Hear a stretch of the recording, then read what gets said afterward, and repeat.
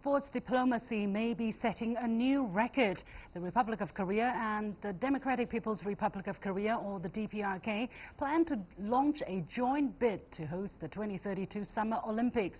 Representatives from both Koreas are expected to make their official pitch on Friday in Switzerland.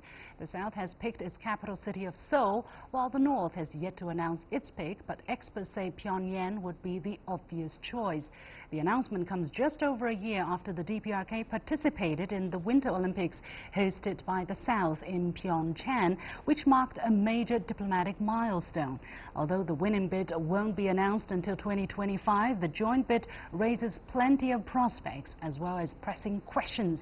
Despite the imminent second summit between the U.S. and the DPRK, there is still a long way to go in resolving the nuclear issue on the peninsula. What hurdles stand between now and then, and how effective will the sports diplomacy be? Joining me in the Beijing studio is Professor Fan Jishe from the Chinese Academy of Social Sciences, and from Boston, Jim Walsh, Senior Research Associate from the MIT Security Studies Program. Gentlemen, welcome to The Point. Professor Fan, Seoul's mayor called joint hosting the Summer Olympics a way to change the fate of the Korean Peninsula. Overly optimistic or realistic? What do you think? I think that's quite optimistic, since that's a long way to go before now and then.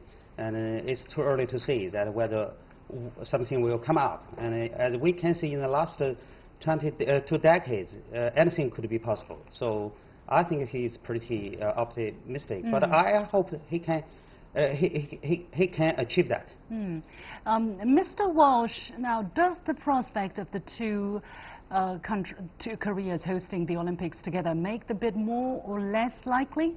What factors will influence the committee's decision?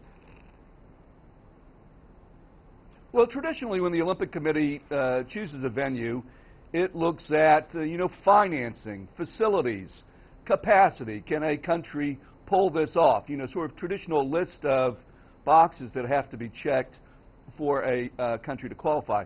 Obviously, this would be a very different sort of situation. I mean, there would be questions about facilities in North Korea, but there's larger things at play. So the idea sounds great, and it could be great. And let's be honest and give credit where credit is due. Certainly, the South Korean Olympics helped kickstart the diplomacy that we see active today, which will enter center stage at the next summit at the end of the month. And so, you have to give some credit to the Olympians and to the Olympics for having made that happen. But there are huge, huge risks for the Olympics Committee. First of all, there are international sanctions. There's law, UN Security Council resolutions that restrict what the sorts of activities people can do with and in North Korea. Secondly, if they choose to do it in North Korea and South Korea, then you're really sort of taking the risk that you're going to put the Olympics at hostage. And by that I mean, what happens if the North Koreans wake up the month before the Olympics and say, hey, before we go forward, we want this, we want X, we want Y, we want Z, or we're not going to participate. All right. Professor Fan. What happens if there's testing or other problems? Yeah, Professor Fan, how do you look at these issues these possible issues that Mr. Walsh just raised? How realistic that maybe these athletes wake up finding themselves being held hostage? I think I agree with him very much. I think now they are, give us some hope that both Koreas could do something big.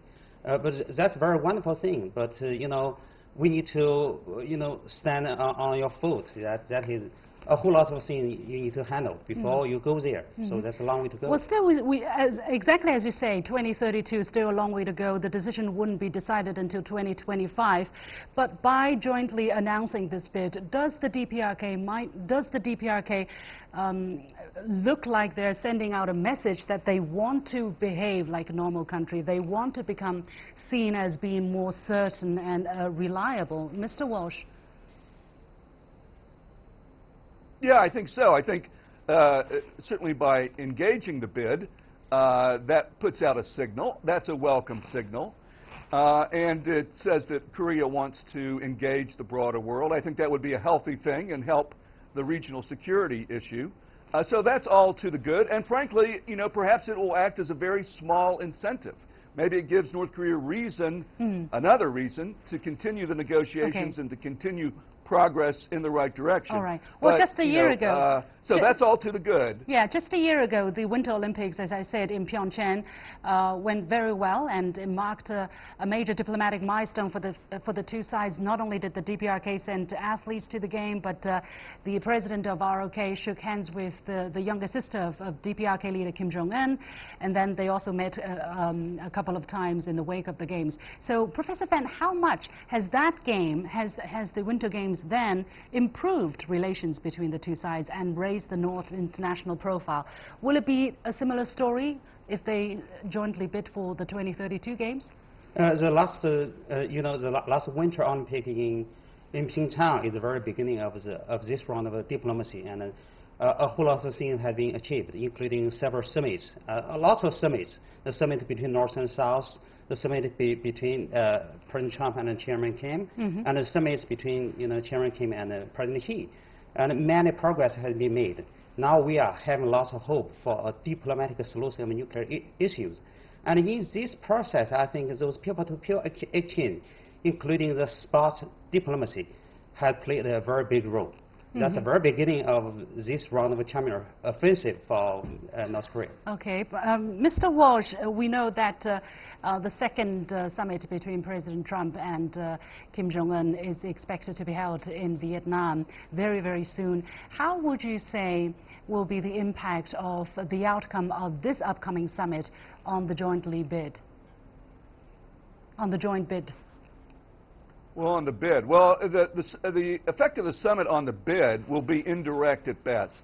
I mean, if they continue to make progress, great. But let's be honest, the progress since the first summit has not been that great. I mean, there's not been a lot of meetings. There hasn't been formal negotiations. 6 months has passed, and we don't have a lot to show for it.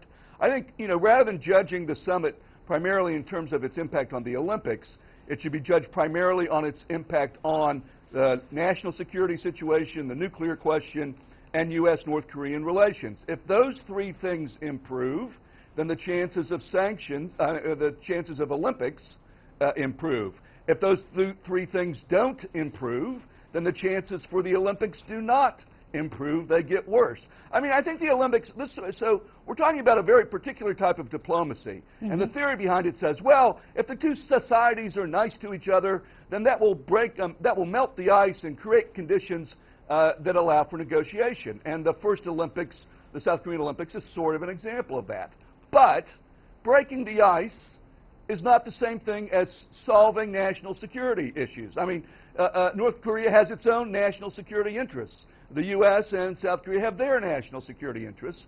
And whether you're nice to each other, or go to Olympics or concerts or all the ping pong, all that stuff, at the end of the day, those very very tough national security issues have to be addressed.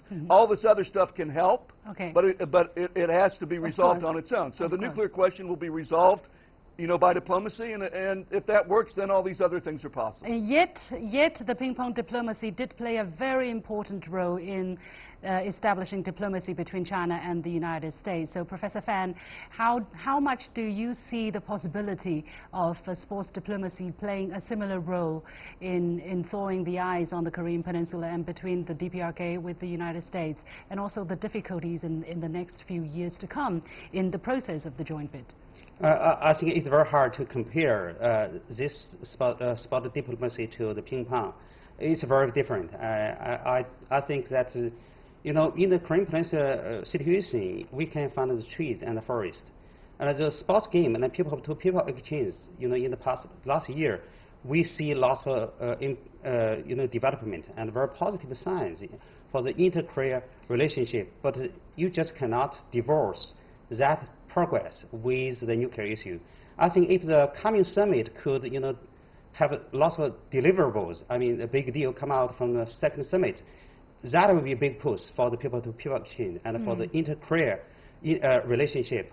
But if it cannot, that would be difficult for the push in the people-to-people exchange. Well, what kind of push, what kind of positive momentum is this joint bid giving to the upcoming second summit, Professor Fan? Do you think the timing of the announcement Is there any consideration behind that coming before the second summit? That could be, coincidence that the summit will take place in the end of this month, and the team from North and South will arrive in Switzerland in Friday. So it could by chance.